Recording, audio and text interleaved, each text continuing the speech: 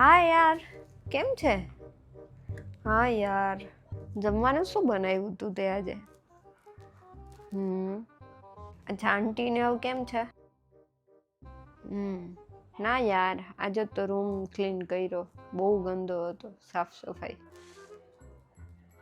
બસ વાંચું છું, આજે તો વાંચવાનો ટાઈમ જ નથી મળ્યો. હાલો મીરભાઈ, કેમ છે?